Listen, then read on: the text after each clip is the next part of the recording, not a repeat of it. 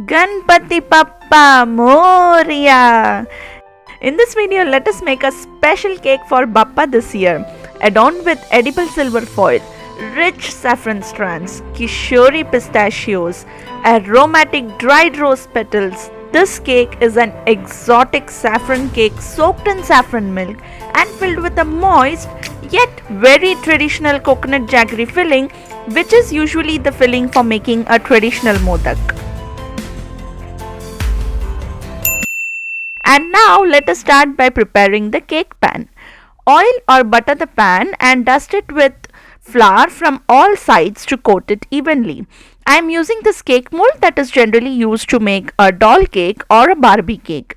You can use round base as well and then carve them too. It is totally up to you. I just wanted to try this mold and see, and hence used it this time. You can read my review for the same on our Instagram page if you use that platform. And then take two strips of parchment paper and align it as seen in the video. Set this aside.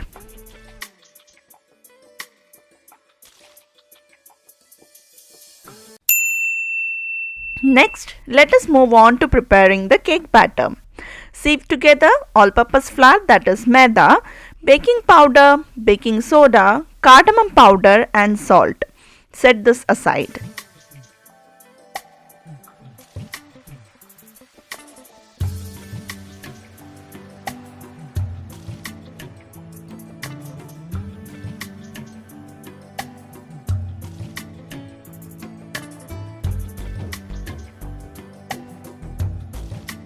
In a saucepan, melt the butter and milk until the butter melts. Do not let this mixture boil. So from our gulab jamun cake recipe video, a lot of you were asking me about the substitute for rabdi essence. So in this video, I thought I'll share how to make it without the essence actually. So instead, at this stage, add in a big pinch of saffron strands to the milk and let it seep through.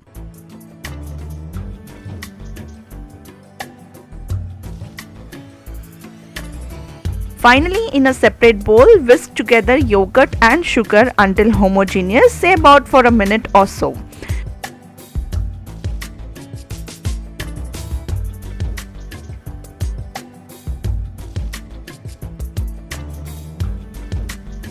And then start alternating between the dry ingredients and the buttermilk mixture, adding a little at a time. So you start with the dry ingredients and also end with the dry ingredients. This is the hot milk cake recipe that I had shared with you all few weeks back, but now I have modified it a bit to give the Indian touch. The milk here is hot only. This is a question that I have been receiving a lot on that video. Okay, so the key to making a good batter is to not overmix the batter. I have explained this and few other tips in my ebook, which you can download for free from my site spicesandflavors.com, the link for which is in the description box below.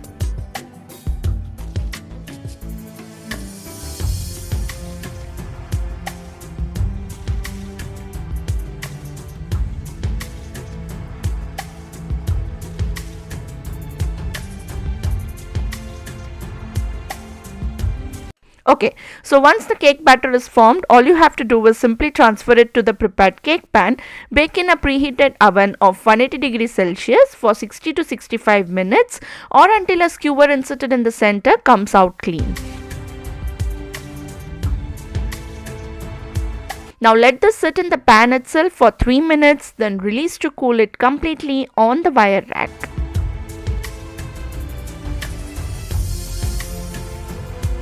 Next, let us prepare the saffron milk. For that, we would need hot milk. To that, add condensed milk and a generous pinch of saffron.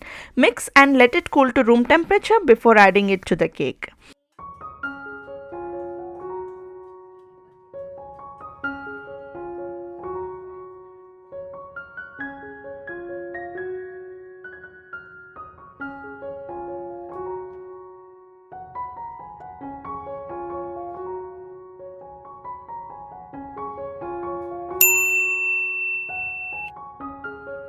The next step is to prepare the traditional filling. For that, we would need fresh or frozen shredded coconut jaggery and a tablespoon of water. Cook it until the jaggery melts and everything comes together. The water needs to be dried out basically. So it would take not more than 5 to 8 minutes.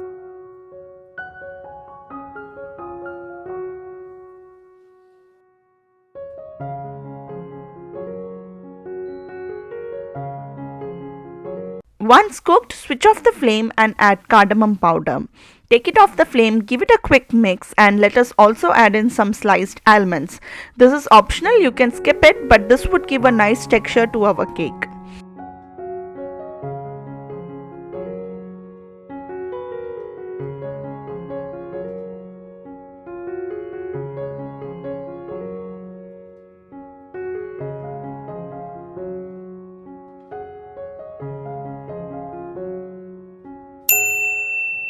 Now, of course, we would need to whip up some cream too, right? So for that, we would start by adding some cream to a bowl. I prefer using stainless steel bowl for whipping the cream. It actually works like a charm. In goes the icing sugar and few drops of coconut essence. Whip until stiff peaks form. So you can skip the icing sugar if your cream is already sweetened.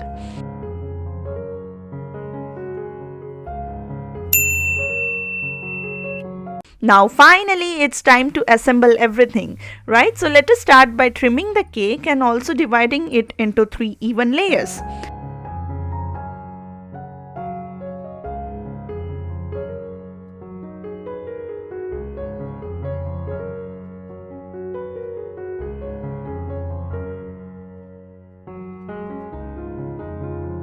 Next, take the bottom or base layer, soak it with half of the saffron milk.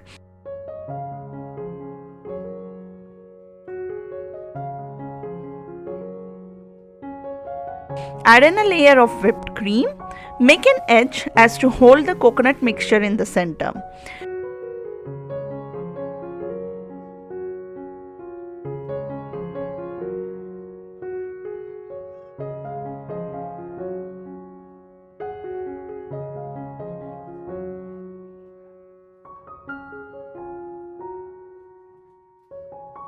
Place the second layer of cake and repeat the steps until you reach the top, which is cake layer, saffron milk, whipped cream, coconut mixture, and finally the top cake layer.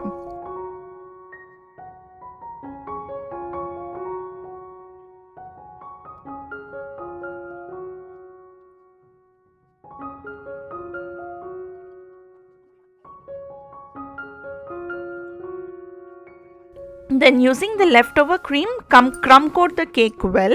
Let it sit for 30 minutes.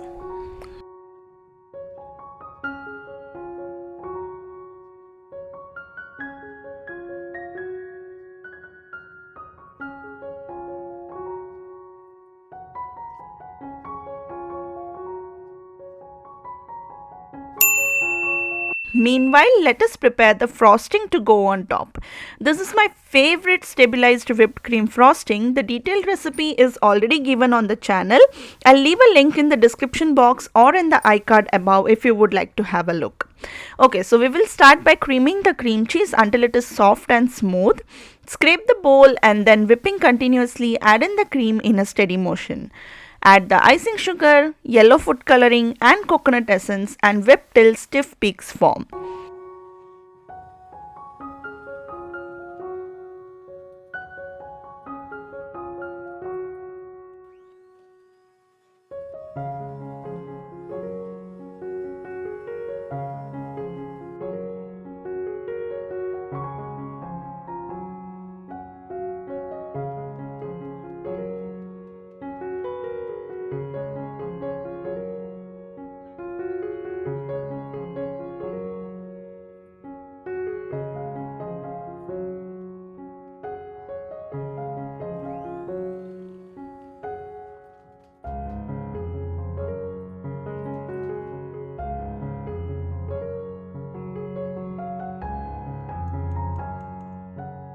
Take your cake out and fill the piping bag with the frosting with a round nozzle attached to it. Add in the cream as seen in the video. Also add some swirls on top so that you could easily smooth it to get a peculiar peak that a modak usually has.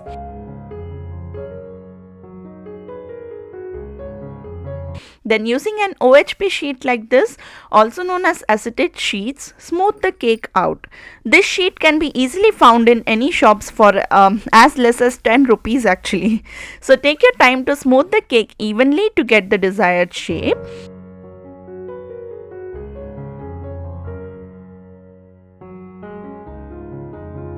And once you're satisfied, go with a spatula or any sharp-edged spoon or knife like this to make lines, replicating the lines on a real modak.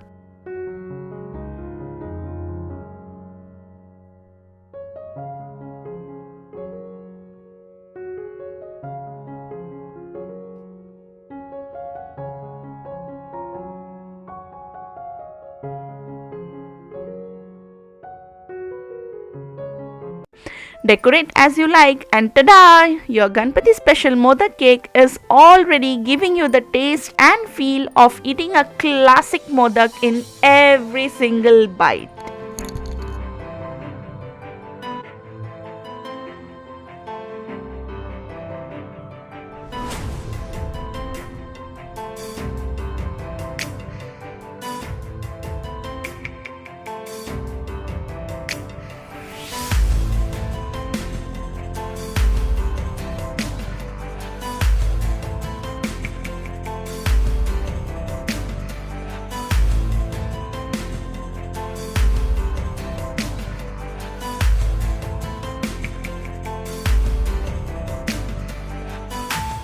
I hope you guys enjoyed this Ganpati special modak cake recipe, and if you did, then smash that like button, subscribe to our channel for more such interesting recipes on baking and desserts, and of course do share it with your friends and family for Ganpati this year.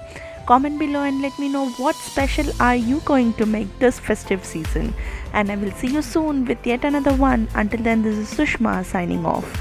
Take care. Bye bye.